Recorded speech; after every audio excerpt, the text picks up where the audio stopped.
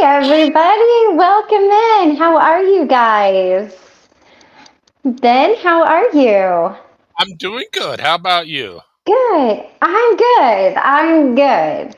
I have a morning ritual. I go out every morning with my little bougie tea coffee cup and I sit on my front porch swing and prepare for the day and everything like that. So it was fun this morning. They were taking the wheat down in the wheat field across the road. So I kind of watched that. That was kind of cool. So I'm yeah, I'm glad to see you were able to get your father's writing back on the wall right. centered after I made you take it down. And No, no, it's okay. It's okay. It was all good. I was just really, really proud of that. I'm a little echoey in here today, guys. I'm sorry. Normally I have um, an area rug down and I had to wash it yesterday. So the acoustics are a little off. So bear with me today. So I am super excited to talk about this topic. I think it's one that really gets overlooked, and a lot of people don't understand codependency, mm, and they confuse it with being in a narcissistic relationship. They confuse it mm, with a lot of different things because there's a lot of the things that are kind of the same. And yes, I thought that's why it was really important, because a narcissistic relationship is they are the ones that really need to work on themselves. And codependent, it's you are the one that needs to really work on yourself. And I say that in the kindest way possible. Of course, we all need to work on ourselves. But oh, hey, that's a good side. Sorry, guys, I'm squirreling today. You're just gonna have to be with me. I'm constantly like, ooh, do I need to do like Mariah Carey and Ariana Grande? Like, you can only photograph me from this side. No, that wouldn't work because I would get confused, and then I'd be like over here. I'd be like, darn. You guys, I got to tell a funny story before we dive into this topic because it is a serious subject. But this morning I was outside and I had my little coffee cup with me and everything, and I was like, man, it's hot. And then I started thinking about all of the different places that I've lived and how some people are like, it's a dry heat. It's a humid heat, and then you get these southern women that are just like, I don't sweat, I glisten. Y'all, I sweat and it's hot. Okay. So we're just going to normalize. It doesn't matter where you live. If it's hot, it's hot. No one is going to say to you, oh, it's a dry heat. Oh, great. So that means I'm living in an oven. Okay, that sounds awesome. Or, well, it's a humid heat. Oh, great. I'm walking around in a humidifier. Then I come in and I'm trying to like put my makeup on, and people who wear makeup will understand this. You have your winter shade, right? Because you're lighter in the winter because you're not out in the sun and you're not tan. And then in your summer, you have your summer shade, and it's a shade or two darker because you're tan, right? In between there, you've got this period of about 3 weeks where neither one of those shades work. And so I was trying to like blend all of my foundation together and everything. And I was like, oh, this is just really horrible. I'm gonna have to go buy another shade of foundation. And then I was like, oh my God, Christy, would you listen to yourself? Like, you're really upset because you can't blend your foundations together perfectly. Like, pony up the money and go get you a foundation. So the other thing we're gonna normalize, I call them bougie problems. If you have bougie problems, feel free to share them in here. I will understand, like, oh, like a bougie problem would be I can't find my mushroom coffee. Another problem that I have here in Kansas. My shade of foundation isn't right, or my tie doesn't match. Ben is so confused right now. It's like I have no idea what she's talking about. But I was just thinking about life, and I was like, You know, it's kind of crazy that this is what I'm worried about, right now. So I'm very fortunate. But if you have bougie problems, if they don't have your exact flavor of coffee, or your latte wasn't made right, or your eyelashes don't glue on, this is a safe space. You can share your bougie problems and we won't judge you. And we won't say, oh, it's just dry heat. It's hot. It's summer. These are the things I think about, you guys, when I'm not thinking about serious topics like codependency and and everything like that. So I just wanted to share that, give a little levity to everything before we get started on this topic. Um, so yes, codependency. So Ben, um, Shannon loves your eyelashes, Ben. Hey, I have something to get bougie about. Yes. I just found out there's a juice bar open in town, and Uh-huh. I absolutely love, having access to that. And I know, unfortunately, this probably won't last given the nature of the local fauna here. But Mm. I know they'll eventually move on, and I'll be very sad. Then I'll have a bougie problem. Well, right now you can be bougie if they don't have your exact, flavor Yeah. of juice. There you go. See? Um, so awesome, awesome. All right. Well, this is, like I said before I scrolled off, this is really a thing. And a few years ago, or several years ago, I guess, we heard about um, codependent relationships a lot. I remember there was a book called Codependent No More. And Mhm. so then that kind of faded out. And then different things kind of came into awareness. And now like I said, I think it seems a lot of like narcissism and narcissistic tendencies and things are in the forefront. But codependency is a big thing, and it's something that I think we've maybe all been in a codependent relationship one time or another. So Ben, you are actually a recovering codependent. Mhm. So I would like for you to share a little bit about what that looks like for you. I do have some like signs and things that you can do to help yourself, but I just kind of want to hear your story first. Okay. Um, Okay. Well, with me, of course, I realized codependency was originally, somebody tried to add it into the DSM at one point, mhm, and they were saying mm, it is somebody who's in the family where there's somebody with a chemical addiction, and it has since oh, morphed. The guy was a very big 12 stepper. He tried to get admitted into the DSM and was refused. Um, mm, but now it includes people in relation, or it's most often found in families with dysfunctional relationships going on. A lot of these are chemical addictions, mental problems, uh, mhm, behavioral problems, things like that. In my particular case, it's probably because of, yeah, living with somebody who's, how do I say it without using the term, somebody who does not have empathy, somebody who cannot have empathy. That right. created a lot of situations, and that was one of the things I found with codependency is that they say codependents are made; they're not born that way; they're made typically in Hmm. childhood. A lot of your behaviors center around, well, the one of the definitions, I've heard several definitions. I've used several different definitions. I kept saying a a shading of where you stop and where the next person begins. But I heard Hmm. somebody whose personal feelings are are where your personal feelings are dependent. Your self-esteem is dependent upon the feelings and behaviors of somebody else.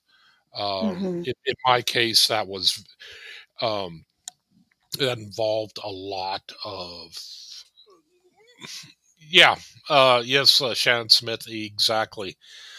That involved a lot of, uh, what do you call it, hypervigilance, trying to Hmm. read people, trying to see, okay, how can I make this person happy?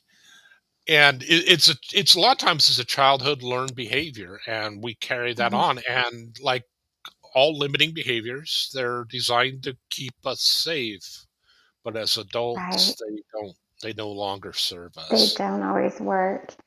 Tommy Bird, that was my dog Mikey. He's a German Shepherd Lab mix, so you are not far off. He just ignore him. He's a hot mess.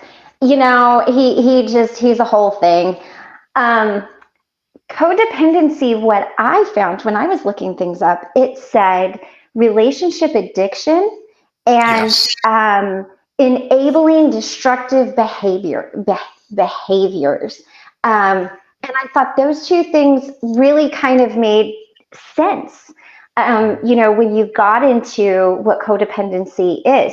So let's talk a little bit about some of the signs of codependency. I read a really great article and it had 15 signs in it. So we'll just kind of go through these and then you can give me your thoughts on this. So you do things for your partner that they should be doing for themselves. So Mhm. you're almost treating them in a childlike manner. Um, the thing that I've noticed with a lot of these is some of these there's a fine line with them. It's a very fine line, because like one of the things that I do is to help my husband because he works between 60 and 70 hours a week and he works between 10 and 12-hour days. Is in the morning when he's like brushing his teeth and taking a shower, I will actually like lay his clothes out. I don't do that because he's not capable of doing that. I do that so that he can just quickly put them on, and it's something I enjoy doing, just like making his lunch. It's a loving thing that I do for him. But I can see where that in certain relations could really kind of cross a line. Mhm. So I think there's a lot of, would you agree that there's a lot of that starts off with good intentions and then ends up in this whole other sphere that you never thought of? Oh, sure, yeah, and that was one of the things that I found to be really kind of challenging looking at this at whatever list you want to use, a list de jour. Mhm. Uh-huh. A lot of the behaviors are very common, but I Yeah. think I Yeah. think that they when they become a dysfunction or when they get to the point they are harmful to, it's one of those things. You were talking about intent last night. Hmm. Are you laying his clothes out because you want to help?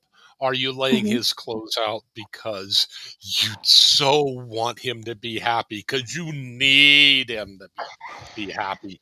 That kind of thing. So, I think intent can be a Yeah. good, I don't know, predictor, but a good indicator of of codependency versus healthy behaviors. I mean, Right. some of these chronically angry. Well, Hmm. I know plenty of people aren't codependent who are chronically angry. It doesn't make them codependent. Right. You know, Right. don't trust others or self. Well, that was one of the things that you were talking about with living with a narcissist. We Hmm. also see that interpenetration of those two terms, uh, Yeah. which is really interesting in my case because that is there's some overlap of Hmm. narcissistic abuse and just Hmm. plain old codependency because the two are so closely related. They get Yeah. often hard to distinguish from each other. Hmm. um Narcissists are around, but they aren't super common like people think. But Right. you know so Now, Carol had a question. She said, "Is reciprocity the same as codependence?" I think is how it was worded. What do you think about that, Ben? Do you think that that is a I true mean, statement, or? reciprocity in I'll use Bank's term, in a transactional sense, you're doing this because you're expecting this. Um, Mm-hmm, I think it can be. I think that'd probably be a good indicator. mm-hmm, Probably something where, you want to check. You just want to. Why am I doing this? And mm-hmm. it's not. It's not anything that is necessarily going to make you. This stuff does not make you a bad person. Um, Right, it it's just something where it's probably best just to check yourself with your to use Chrissy's term again, intent. Why am right. I doing this? Reciprocity, sometimes there are things that we do where it's kind of unsaid. um you know um I would, yeah, I would probably just try to be a little what do you call it, self-reflective, and Mm-hmm, why am I truly doing this? mm-hmm. I would tend to say yes, but there may be something I'm not thinking of too, and Right, that would right. be just with myself. I can only speak for myself, of course. But yeah, I would be tempted to say, okay, if I'm expecting this, Mm-hmm. should I be doing it? You know, Right. And I think you bring up a good point. We were talking about intent last night in a very different sense, but intention is really important in our lives. Like we really should strive to live a very intentional life, And why are you doing something? If you're doing it, like you said, Ben, because you enjoy it, it's to be helpful, that's one thing. If you're doing it because your world is going to fall apart if you don't, that is a completely different issue. And I think with a lot of these things, especially codependence, narcissism, I do think you have to really take a good, solid, mindful look at it mm, and see just really why. The next one that they said was, you give to them, but you are angry about it. And so it's not a give take situation. You're always on the losing end. mm, So if you're doing something, but you're not really doing it, with a joyful heart or a happy heart, or because it's something you choose and you want, um, was was that something that you found yourself doing a lot of, giving and having it be lopsided and things like that? sure. Yeah, that is something Mm-hmm. that is. There are some of these behaviors which I have done ad nauseum. Some of them I haven't. Mm-hmm. That one I'm very familiar with, and it's really a disservice to the other person because you're doing this like, I'm not doing this to be a nice person. I'm not doing this because I value this person as a friend. I'm doing it to keep, subconsciously you dig in your head, you're doing it because you got to have their approval. And it's like, if I Mm-hmm. don't do this, I'm not going to have their approval. I have to have their approval. Therefore, I have to Yeah. do this. You so and so, you're making me do this. And Yeah. it's not in the open like that. It's not quite on the surface. But yeah, if you just sit and then, why am I doing this? Why am I like this? Mm-hmm. What gives? In that Mm-hmm. in that calm state, you will get Mm-hmm. that as an answer. It's like you're doing Yeah. this to keep him or her happy, Right. Right. and you feel like you have to do this. Anytime you have to do something, we can love our job. We can absolutely love our job, but we get up on Monday and Mm-hmm.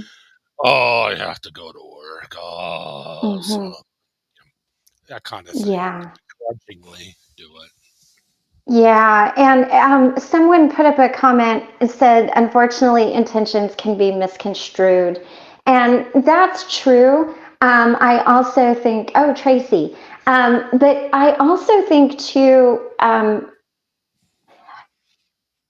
again, there's a fine line. And I think healthy people are not going to misconstrue intentions. And I think if you're in a healthy relationship, whether that's work related or however that looks, I think if someone is taking your intentions wrong, I think it would be an easy thing to have a conversation about, so there's always that healthy side of things too. And I don't ever want to just present that everything is all bad, because there are very healthy people out there. And sometimes as we're coming through these different situations, we tend to just kind of think everybody's a narcissist or everybody is this way. I know I did. And kind of when you get out of that energy, then you start, realizing that there really are healthy people out there. So I want to encourage you that way. And I want to say too, neither Ben nor I, we're not doctors, we're not therapists. This is just our personal experiences, research that we've done. This is not to replace therapy. We're just talking among friends about our personal experiences. So yeah, if you feel that you need to find some therapy, we encourage you to find yourself a good therapist and pursue that path of healing. So yeah. Um, this one I thought was interesting. I joke about this. Date people with issues. I always joked, I was like, I thought it was a carnival, those red flags. Not that they were actually red flags. And I'm making light of that totally, but that is a thing. Seeing people as projects, Yep. creating people to be reliant on you. And you can also sabotage that and hope that they don't ever get better so that they stay reliant on you. So I'm wondering, because this is different from the narcissist in the terms of the narcissist is sabotaging you, they're controlling you, that relationship is really not healthy. In this case though, it's you that are trying to fix them. It's you that are kind of like, but I really kind of don't want you to get better, because then maybe you leave. So I wonder, Ben, if you could share a little bit about maybe what that looks like for you, how, give us an example, because I don't have a good example to give. Can you give us a good example of what that might look like? Okay.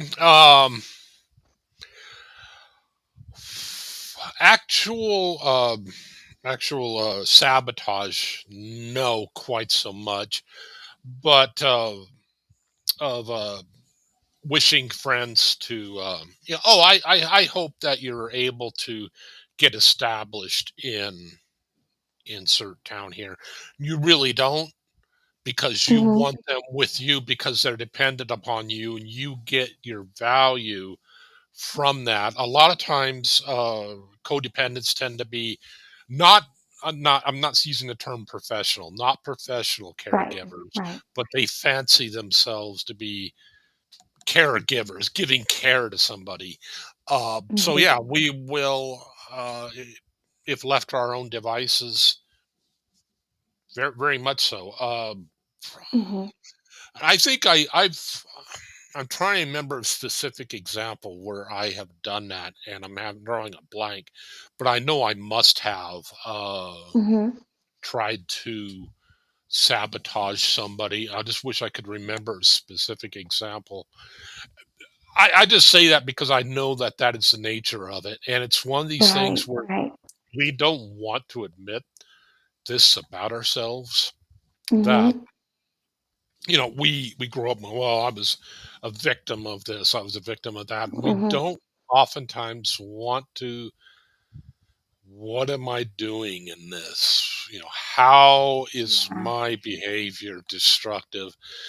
And it's something that is, we like to beat up on ourselves, but it's a little Hmm. different in this case of how am I sabotaging my friend? It's one thing just to wish that, oh, I hope you get established up there, and I hope you don't. I hope you fail and come back.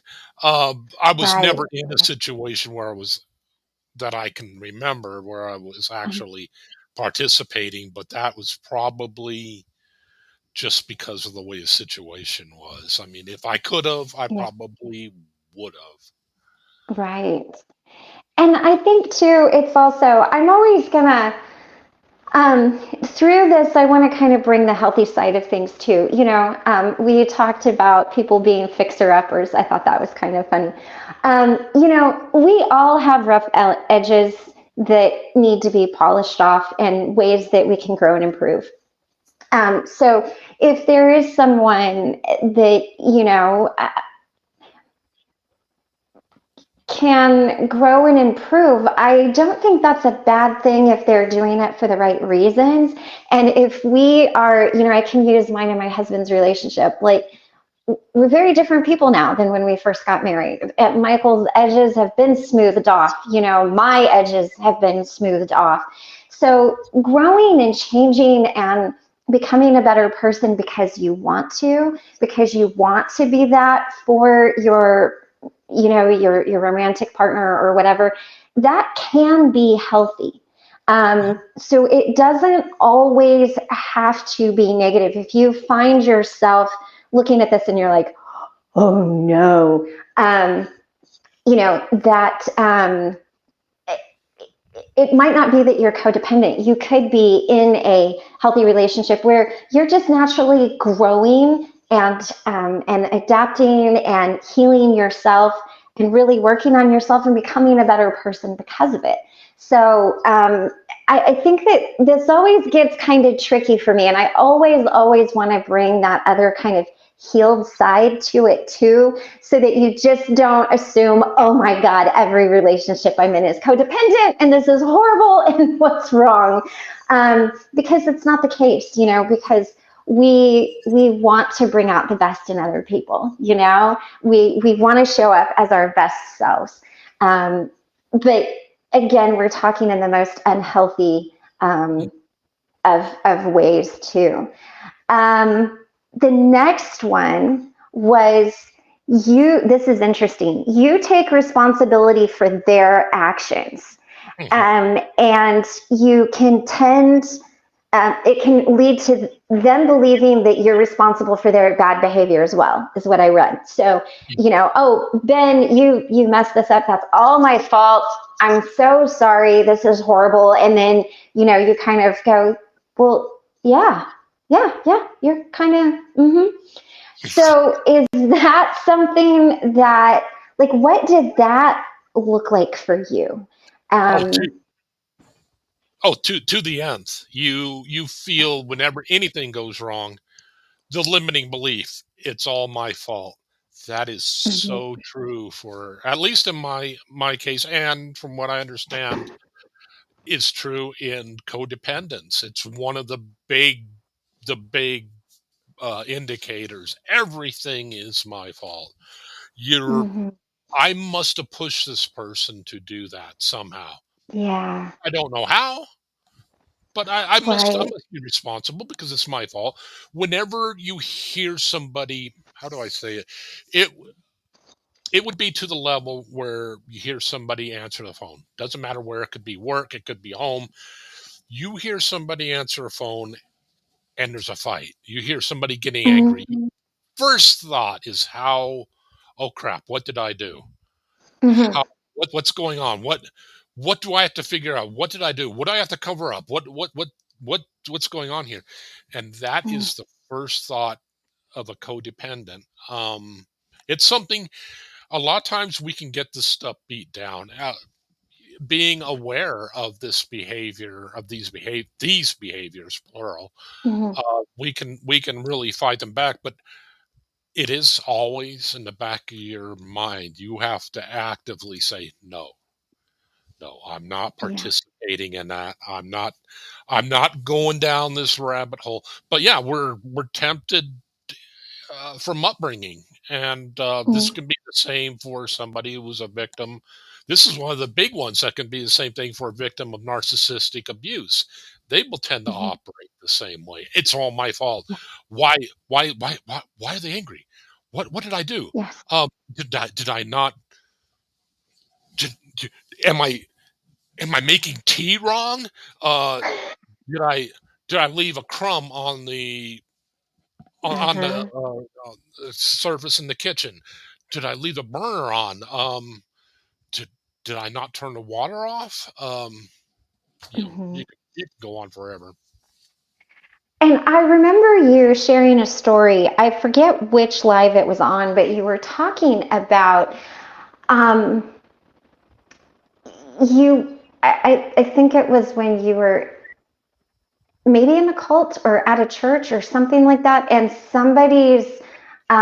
the pastor's wife, if I'm remembering it correctly, Yeah, something was done to her, like somebody bumped her yeah. backside or something like that, and you immediately went up and started apologizing, and they're like, why are you apologizing? It wasn't you. So it's that kind of thing. That was a very codependent behavior from you, correct? Oh yeah, yeah. That that kind of thing, and you will find that they may not necessarily be that blatant, but you will Mhm. find if you think about it, you tend to use that tends to be there. And that was exactly one of the Mhm. things. It's like, well, just because I don't remember it doesn't mean I didn't do it. What Right. kind of logic is that? But that is Yeah. where we go in our emotional Mhm. brain because it Mhm. must, number one, everything's our fault. This is true. Right. Everything is our fault. So Mhm. a little thing like logic isn't going to get in the way of a limiting belief. Limiting belief is down in your lower part of your brain. It's going to say, no, emotion. Boom. You doesn't, Right. the forward part of your brain doesn't do squat. The lower you get Yeah. down the brain, the more powerful it is. And that's where our Mhm. limiting beliefs live in the lower part of our brain. So yeah, that was one of the things. I did it. Like, well, no, we caught the person who did it. Well, no, Uh-huh. no, you didn't. Like, Ben, you weren't even there. No, no, and it's like, holy crap! It's one of those things you're not aware of that you have Right. this going on in your life. You hear about things like false confessions. Oh, that's Mhm. crap. That doesn't Mhm. exist. You got to be some kind of effed up individual to to confess to shooting somebody or something like that. And it's like, Right. oh, oh my. You're like, but I could do that. And this is one of those things where the line between narcissistic abuse and codependency gets very blurred because coming out of the situation I came out of, I was the same way. I mean, I apologized for everything. It took me so long to learn to not apologize. Not everything is worthy of an apology. And it was one of the hardest lessons for me to learn, Yeah. truthfully. And was like, when do I apologize? And then, guys, I'm sorry, this piece of hair. When do I apologize? And then when do I not? And so that's where some of these intersections, and like I said, as I was reading, I was like, oh, I've I had that happen in this previous relationship. So it is you might have a relationship where it's overlapping. And so that again is where sitting with yourself and really looking at the situation, and it's going to be a difficult thing to do, especially when you're right in the middle of it. And I would really encourage you that if you are a victim of narcissistic abuse, or, codependency, I really want to encourage you to get therapy to get through it, because this is one of those things that, we can be here for you and support you, and we will. But I really believe that this is one of the things that is just a little bit more hefty, that I think people would benefit from some true therapy, from that. Um, the next thing was, you talk about your partner's issues all the time. This is another one too, where that narcissistic codependent line kind of cross. Did you find yourself doing that, Ben, talking about the other person's issues all the time, or? Constantly, not necessarily to them, but Uh-huh. yeah, to other people, and then realizing I'm doing the exact same thing that they did, taking Mm-hmm. to two people and taking a person who's not in the conversation and triangulating, doing this Yeah. passive aggressive thing, and that was one of the wake up calls for me. Mm-hmm. Seeing, that's one of the smaller behaviors, because that is, like you were saying, that is one of the Mm-hmm. hallmarks of a narcissistic that narcissist will do. Um, Mm-hmm. that was one of the hallmarks that really snapped me like out of it, and like, my mother, I know this is going to sound funny. I did not realize my mother was not perfect until after high school. Well, I mean, I knew she Uh-huh. wasn't perfect, but I mean, we Right. still think, oh, our parents are always right. They're so wise. I mean, Uh-huh. yeah, they're not going to be Right. wrong about this. And a lot of it is that codependent nature added with Mhm. the narcissistic abuse. That was one of the things that really woke me up, is seeing her do that behavior, picking on, talking about somebody's problems to somebody else who isn't there. And I realized, holy crap, I do Mhm. that. Um, Yeah.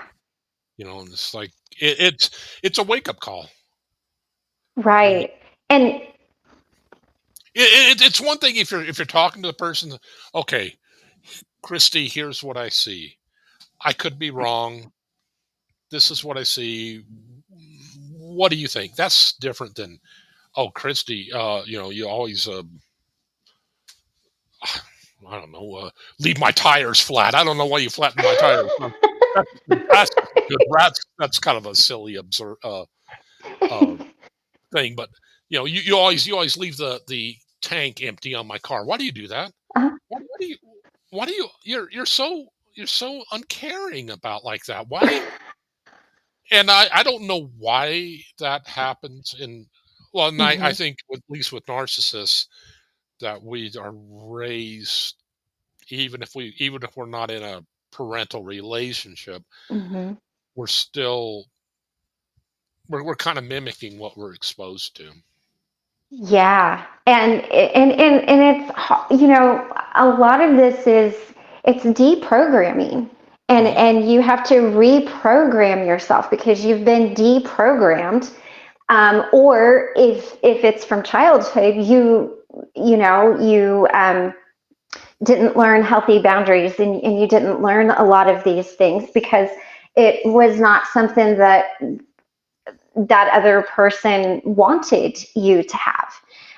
So you really do have to reprogram yourself with that. And by the Yeah. way, do you always leave the gas tank empty? Because I just don't want to put gas in the car. Yeah, my I, husband's always like, "Do you know how bad that is for the car?" And I'm like, "Yeah." It's like, don't do it. I've talked to the car, and its feelings aren't hurt. I assure you. Right. I'm like, no, we had a good conversation. I was like, look, just get me home. He'll go put some gas in you. Here we are. No, again, a little levity here. Um, partner's mood affects your entire day. Their mood can seriously drag you down. This Oh, is yes. also found in narcissistic relationships as well. And it is really, really hard to learn that that's not yours to take on. Like, it's something that you get so used to taking on. Guys, it just wants to stay in my face. Um, it is really, to me, that was the most difficult thing, was taking on, like, just when I would get up in the morning, what is my day going to be like based on what they're doing?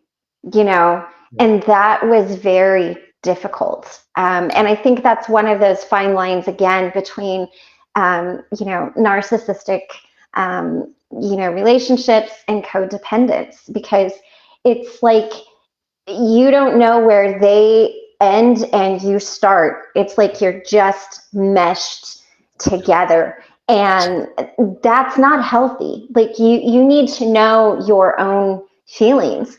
Yeah. And when you're constantly in their feelings, it's really difficult. It's really, do you still struggle with that today? I mean, I know you're very, empathic, but do you still struggle with finding where somebody ends and you start? Or through therapy, have you been able to be like, nope, that's that person's feelings, their responsibility, this is mine?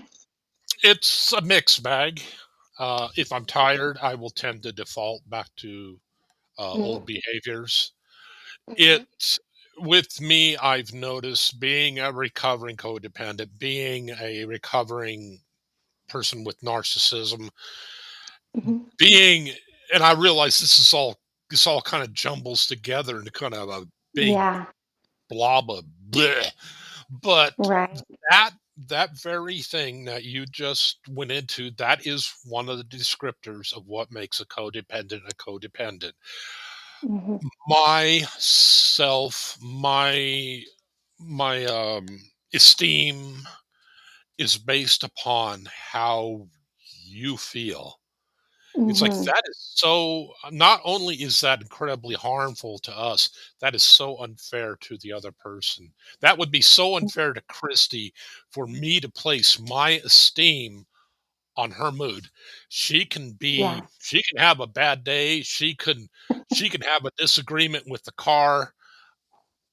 It it should not affect my esteem. I do know, I get that the empathy thing kind of throws a wrench in the works, because Yeah. it does get nasty at times, where's this feeling come from? You always have to check yourself. Mm-hmm. And Mm-hmm. I think that was one of the things that took me a long time in dealing with codependency, Mm-hmm. narcissism, and the whole empathy thing, is having to check in with yourself, but Mm-hmm. honestly, where's this coming from? Yeah. How is this from me? Is this from somebody else? And yeah, that one right there is a nasty one, because we're tempted to think, codependents are tempted to think, if Christy's feeling mad.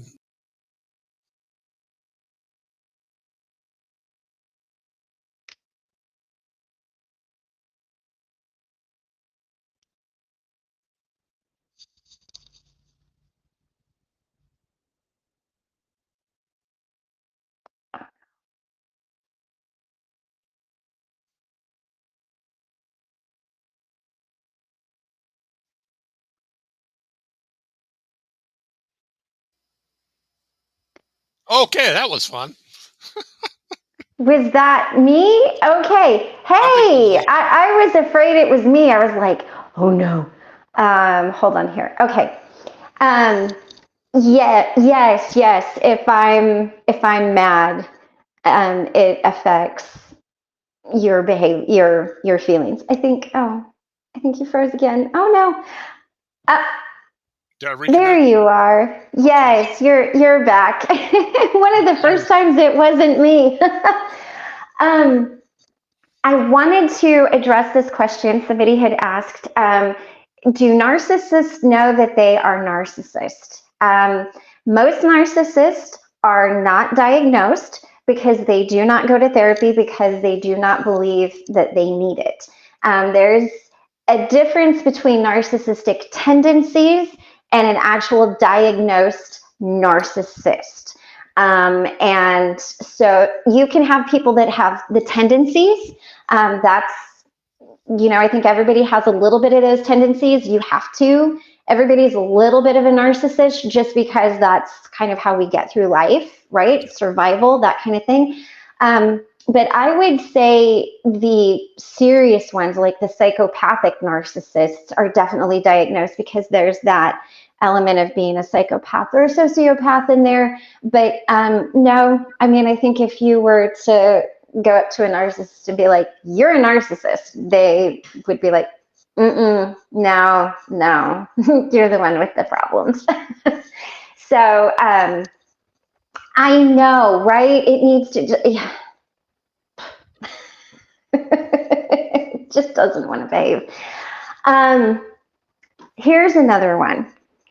You put the other person's needs in front of your own, so Yes. you stop taking care of yourself. Okay. And that gets to be a really dangerous place to be because when Yeah. we're not taking care of ourselves, compulsive behaviors can come out, addictive behaviors can come out, a whole host of things can really go awry. And this is another reason why self care is so important. Um, and again, why are you putting their needs in front of your own? You know, um, is there a reason? If you have an infant at home, yeah, you're going to have to put their needs in front of your own. However, that infant will ultimately go to bed, and then you will have a chance to, um, do some things for yourself. So Yeah. this is a very dangerous trap. I think that people fall into a lot. Um, Hmm. they don't. So not doing anything without checking with your partner first. Yes. Um, Always, now again, this is one of those intersections where Yeah. narcissism and codependency overlap, and there's a difference between just being respectful, right? Hey, I'm going to the grocery store or this or that or whatever, but there's a difference between informing and asking, can I go do this? So I know for me, when I was coming out of my relationship, I struggled with that a lot. And I still do sometimes about certain things. Do So, you struggle with that too?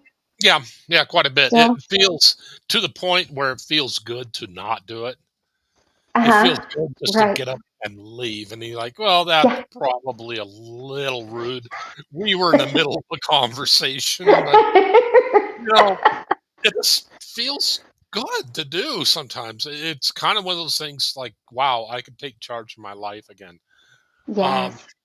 but, yeah, again, like every other thing, checking intent is probably Hmm. a good thing to do. Why do I feel like I need to inform this person every time I go somewhere?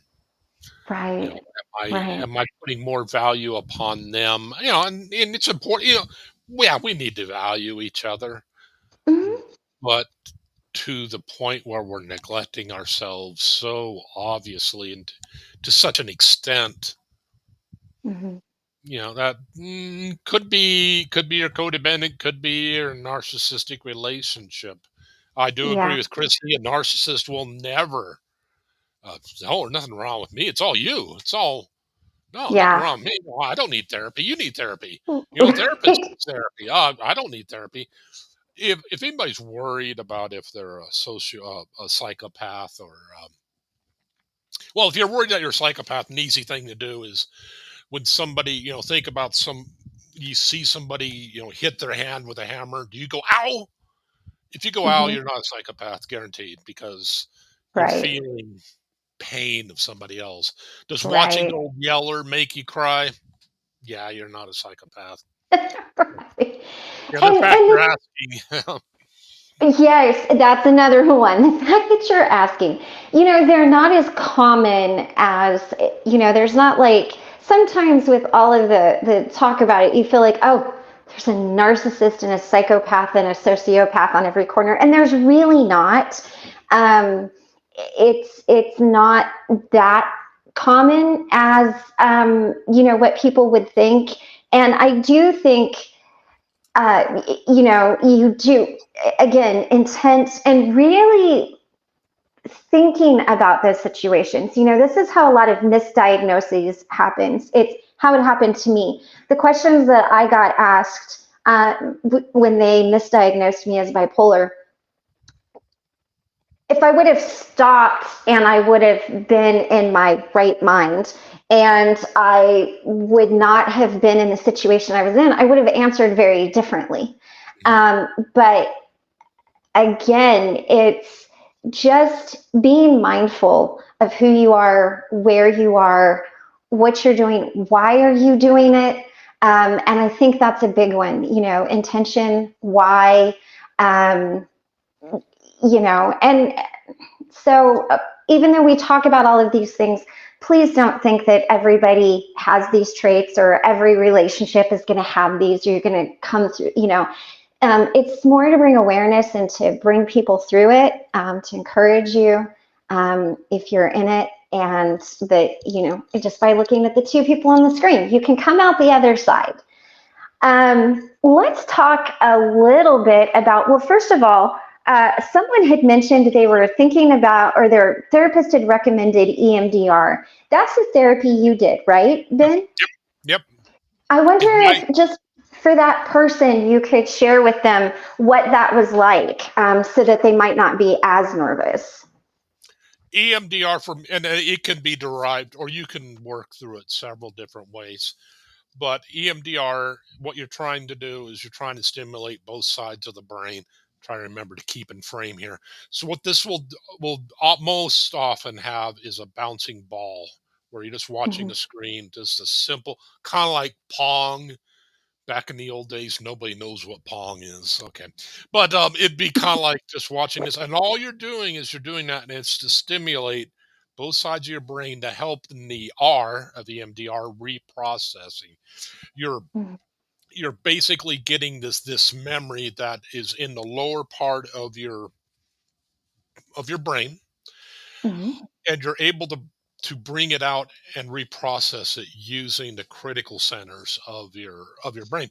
And so yeah, it just involves watching this. Sometimes you can do it with paddles to where you're feeling vibrations. You can also do it by hearing beep beep beep, just something that's happening on your body to cause sensation one side or the other. Mhm. And the therapist will ask you questions. They'll usually have you go back and relive an event. It can be pretty emotional, but Mhm. not in a bad way. It's not like, oh, this is so sad. It can be sad, but it's sad with, I don't know how to put it. It'd be sad with a happy purpose, because it's more cleansing than just Mhm. crying to cry, because you're getting rid of it. You're Mhm. reprocessing it. You're looking at a traumatic event that occurred to you almost with a dispassionate view, so you're able to see how other people would see it, not ourselves, because we're caught up in our own brain. Right. Everything's my fault, blah blah blah. You're able to see it more from a yeah, dispassionate point of view, and you're able to reprocess it and see, wow, that wasn't my fault. Mhm. I didn't deserve that. This person acted like a so on and so forth. Um, that's not me. That's not my fault. I'm not defective. I did not cause that. This did not happen to me because I'm defective. Mm-hmm. And I mean, this sounds almost childish, but that's the way Mm-hmm. a lot of our limiting beliefs really are. If we get down to Yeah. it, if we analyze it, it's like, I am not worthy of love because this happened. Well, this happened because I'm not worthy of love. It's a self-feeding loop. Right. Yeah, yeah, Yeah. Yeah. Did you see that question? You were talking about EMDR. It said so. It's like a brain reset. yeah.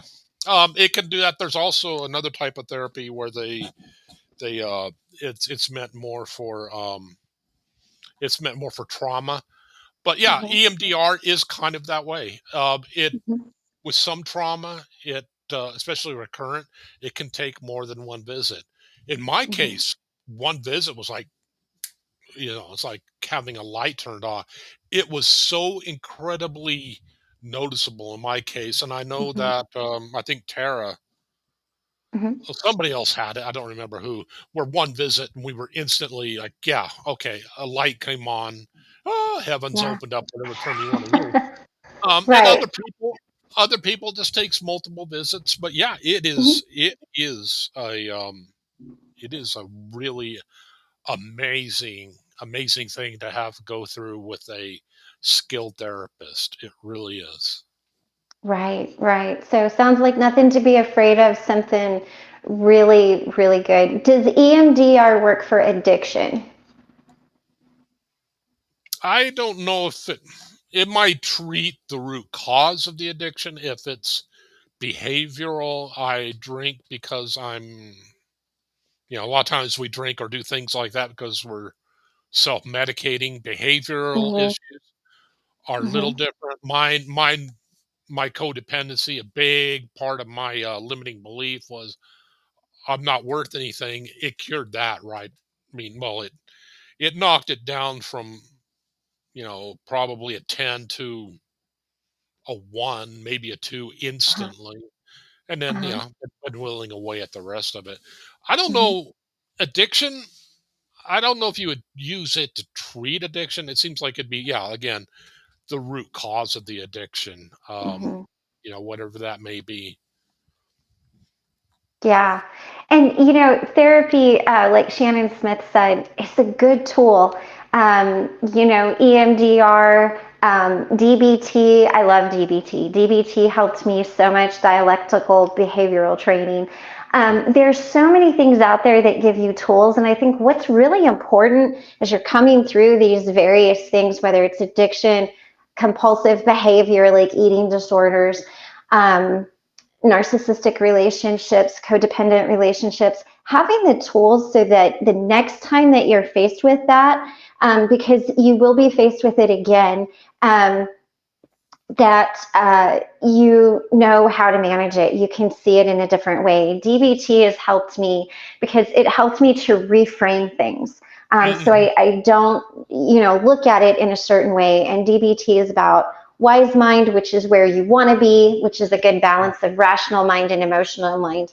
But how do you get out of when you're in that super, Yeah. super, super emotional state? How do you get to that wise mind? Or when you're in a state where you have no emotion and you don't care that you're squashing everybody and got your sword drawn and you're just, um, being destructive. So it is really good. DBT started in Washington State, and it was originally designed for women who had borderline personality disorder, and they were the first group that went through DBT. And then it expanded to include men and women with borderline personality disorder, schizophrenia, bipolar disorder, all of those things. But I don't even think you even really need one of those to benefit from DBT.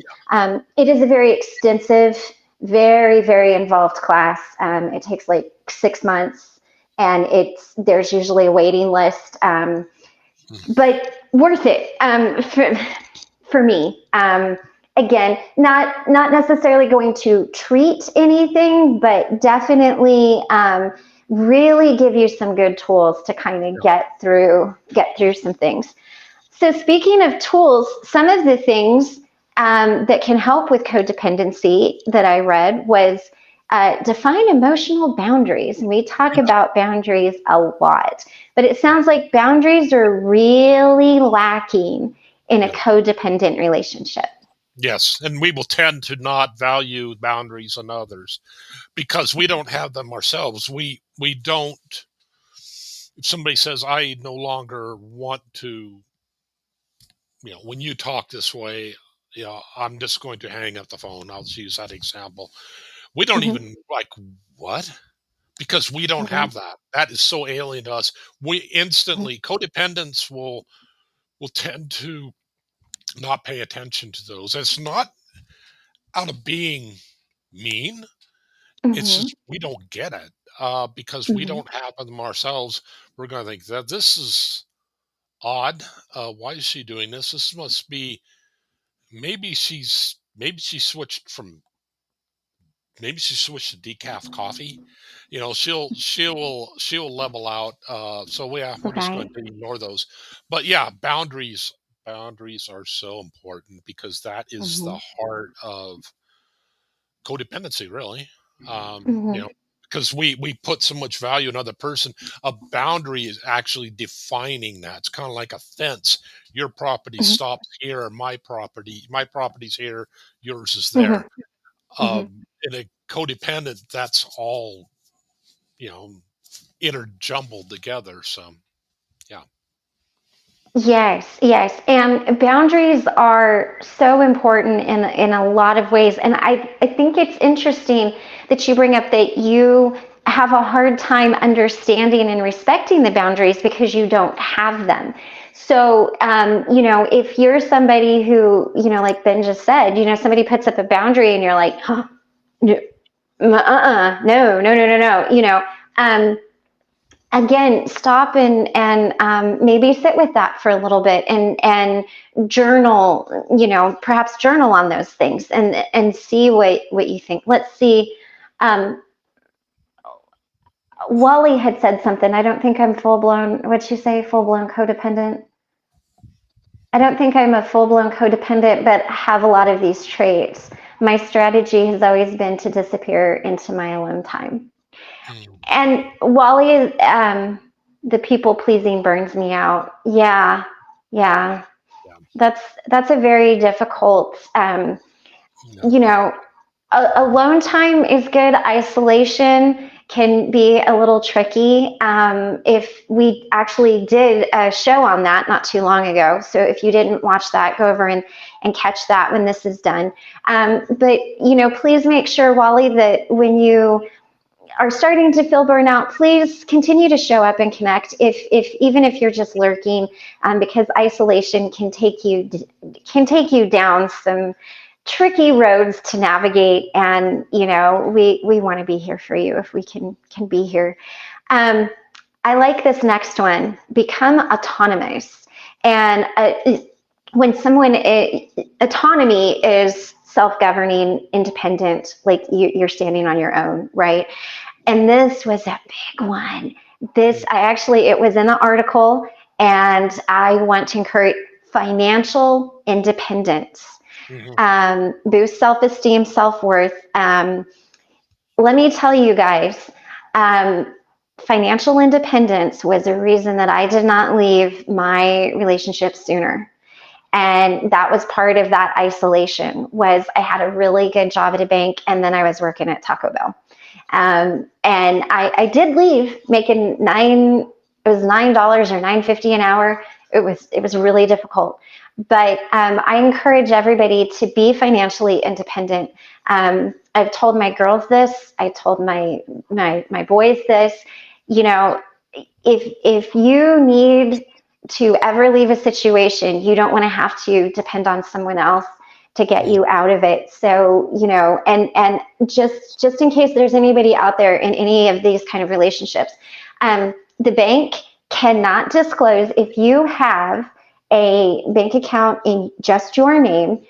Even if you're married and you and your spouse have joint checking, if your spouse comes in and says, does Christy have her own account? The bank is by law not allowed to disclose that information. Hmm. They will get prosecuted, fined, that teller will get fired. So no one can tell. You can set it up so that nothing comes to your house. You could have it go to someone that you trust, to your mom, your dad, something like that. Financial independence is really important. Doesn't mean that you can't have joint accounts. But I will tell you this, my husband and I, we do not share accounts. I have my own stuff. He has his own stuff. And a lot of that is my trauma. It's me. But I want to encourage you, you can even go to a different bank. But even when I was in banking, we were not allowed to even, like, if we seen you on the street, I couldn't go up and be like, Ben, so glad you opened that account with me today. That is actually breaking a lot of those. Well, in the medical field, they call it HIPAA. I think it's still called that in the banking industry. So I want to encourage you that there are those protections for you. So you can go to a different bank, you can go to a credit union. You don't have to have anything sent to your home. They are not allowed to answer questions. Nobody can come in. You'd have to get a court subpoena to do all of that. And even then, I think it would probably be pretty tricky. So if you find yourself in a situation, um, there is options out there, because I didn't think that I could do that. I just, was constantly in fear. So I just want to encourage anybody. Financial independence is really big, and you don't have to have a lot. You don't have to have a lot. And with Venmo and stuff these days, you can Venmo it to somebody and they can go, whatever. Like, um, and that's just my financial trauma coming through. I'm like, nope, want my own. Um, I like this one too. Reclaim your reality. Um, Look at things for what they really are, and your place in it, and how important you are. Ben, was that a hard thing for you to do, coming Very out of ex- codependency? extremely. As a matter of fact, when I went up I went up to, to whoa, I got an echo. Um, when I went up to the treatment center, I Mm-hmm. found one of the first things they had me do was, this is minor, but it's along Mm-hmm. that vein. They had me give yourself three core feelings. Like, what do you mean? We want to know three things that you feel right now. Huh? Three things I feel. Why? What do you mean what I feel? That concept was so alien to me because I so got used I got so used to seeing other people. This is how I am because Mm-hmm. Christy is this way, so therefore I am this way. Right. You know, and it really, really took a lot. And I can see why for codependence, why Mm-hmm. it sounds stupid. It sounds childish. Why just sitting down and saying, okay, three core feelings. Today I am happy, um, sad, and scared. Right. Those three can exist at the same time. I can see why that's important because you're having to identify, first of all, that Mm-hmm. you exist. Really, when you get down to it, you really don't even think that you exist. Really, you think you exist only in Right. other people. So, yeah, claiming your existence is a big step, huge step. Yeah. Are you still working on that, or do you think you've got that part of it kind of sorted out for yourself? I think I got it figured out. It took me a Mm-hmm. while, especially like, Mm-hmm. why am I doing this? I don't see the purpose of this. And they just keep Right. hammering you with it. And like, what? I don't get this. You people are strange. You people are weird. You're a cult. Right. Um, but yeah, a lot of that too is DBT. So Right. yeah. Mm-hmm. Um, Mm-hmm. but yeah, that's one I think I have a little better of an idea about. Right. That Right. that there's a lot of these things that are aha moments or like kind of a one time thing. Like, Mm-hmm. I get it, not just in my head. I get it in my heart. I understand Right. this. So Right. okay, Yeah, absolutely. Um, this one could be tricky for a lot of people. This was a little tricky for me. Get self-oriented. Form an ego. Not to sacrifice your needs for others, for your happiness. You guys, ego is important to have. We have to have an ego. That's what allows us to stand up, to set boundaries, to say you're not going to do this, to say, that's where your self-worth comes from. Um, Again, a lot of unhealthy, we all know what an unhealthy ego looks like. It's forming that healthy ego. That was very hard for me. It was Oh, yeah. very, very hard for me to be like, you're not going to do that to me. Now I'm like, we're not doing that. I don't have a problem with it. I think it's a vibe I put off sometimes. Mm. But it was very difficult at first because, we were always like, ego is unhealthy. Yeah. But I want to encourage you, it's not. And that's where, that's where your grit comes from. That's what my dad would call it, grit, where you're just, okay, you know what? No, you're not doing this to me anymore. How was that for you, Ben, to kind of get that healthy ego? This is going to sound odd. To me, it was kind of, I don't want to say sacrilegious, but it really kind of was, because when you're raised in a very dysfunctional view of Mhm, things where no, you always just take abuse, you don't stand up for yourself, and that is mhm, part of it. I mean, that's not all of it, but I mean that's part of it, because that's the end goal, really, is mhm, to give you self-confidence. Well, I'm not worth anything, and that's the way mhm. a lot of us go through life, go especially in church. No, you're not worth anything. You're blah blah Right. blah. And you have, like, well, gee, that's such a valuable point of view. So I'm like, I don't get that like 500 other places. I really need that from here. Um, Right. but yeah, yeah, that one did take that one took me a while. Took me a long while, Mhm. and I'm still working on that one. I think, yeah, yeah. Brianna had asked the question, is a healthy ego the same as self-respect? I would say no. I would say that self-respect is part of a healthy ego, but it is not the ego. The ego is, you're not going to do that to me. Like, I know I'm worth it. I Yeah, know I'm smart. I know I'm talented. Um, I know that I am deserving of these things. So it's more than just self-respect. I would say for me, it's a knowing of what you are, and but not in not in that flamboyant way of like, I'm the best artist that ever was. Well, yeah, no, you're not, but you might be a really good artist. So ego would be, I'm a yeah, good artist. yeah, I'm creative and I'm good at that. That is a healthy ego. Unhealthy ego is, I'm the best artist that ever was. yeah. Well, so it is tricky. And um, this is where a good therapist would be able to help you kind of navigate some of that.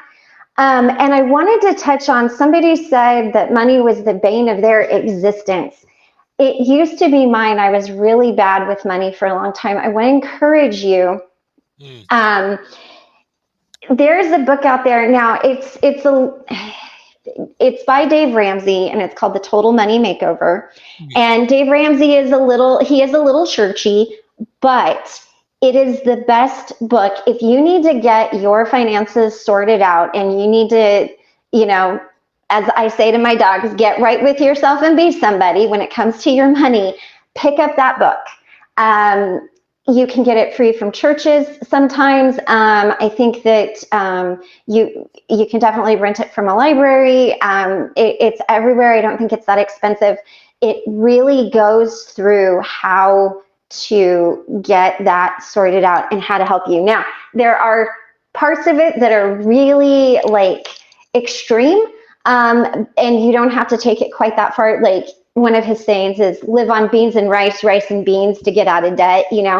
Do I think maybe you need to do that? No, but do you need to spend $600 a week on groceries? No, probably not. Can you meet in the middle?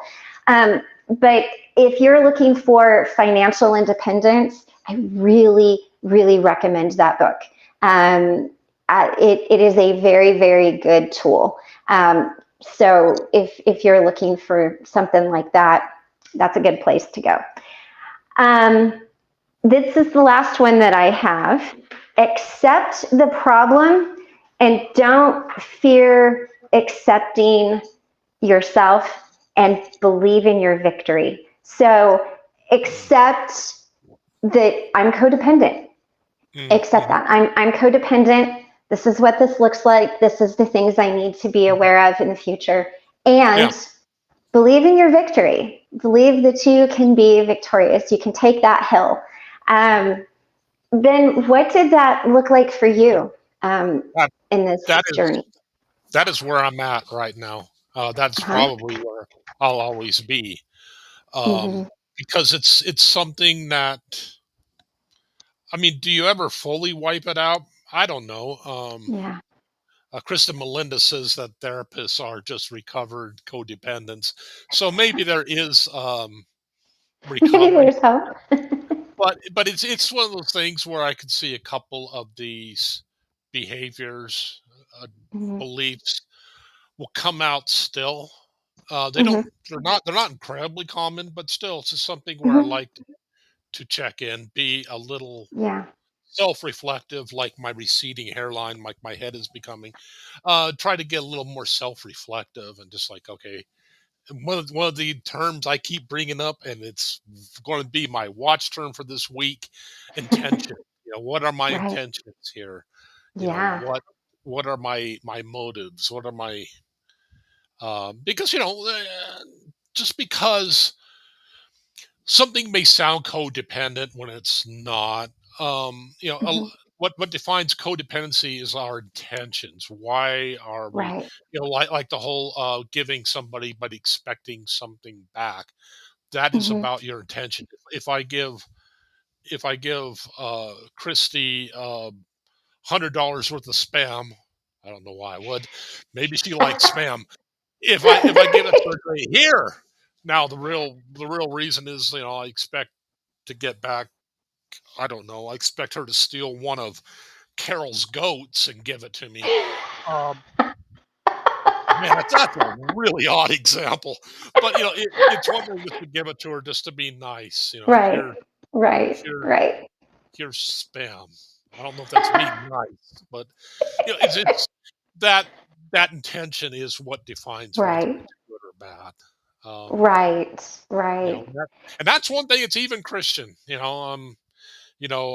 What you've heard it said, he who looks upon lust, or he who has lust in his heart for another woman.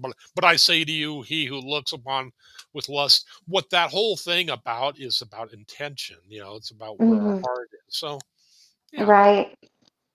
Right. Well, yeah. I do think intention is a hugely important part of life, because again, why are you really doing it? And there's nothing wrong with sitting down and being mindful and having intention, behind this, behind things. I think it's a great place to be. Um, that was that was a great conversation. Ben, do you have any final thoughts on codependency or anything for us today before we head out? Um, Codependents will tend to be very unsure of their thoughts, or not unsure. They tend to not to be able to make up their mind a lot. Mm-hmm. We will tend to smoke more or chew tobacco more. A lot of that is, they'll say in body language, when you insert an object into your mouth like that, Mm-hmm. that is for need of reassurance, and we are naturally Interesting. bent like that. Um, Huh. but yeah, it's possible to get over. It doesn't, you know, you don't need a specialist. You just need a good. and there are plenty of good therapists out there. Yeah. They can definitely get you started. It's one of these things where just knowing you're this way is a huge, oh yeah, knowledge is the first part, or was it? I can't remember the GI Joe thing. Knowledge is half the battle, or something like that. But Oh, uh-huh.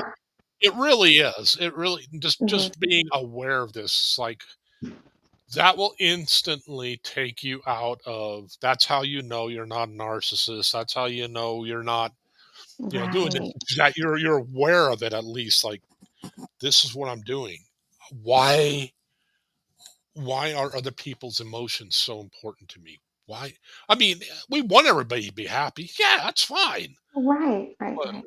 to the point where, I got, and yeah, Hmm. it will get there. It can get Hmm. there. You can get to the point where we will be self-destructive if somebody disapproves of us. You get the right person, to a Hmm. codependent, the right person who be to say the right thing, and yeah, yeah, it. I didn't think it'd be possible, but yeah, it is. We will do anything for approval. So Wow. yeah. Well, and I think it's good to know too that, there is help out there. Some things I think definitely, require some good therapy. I think codependent is one, and victims of abuse are another one.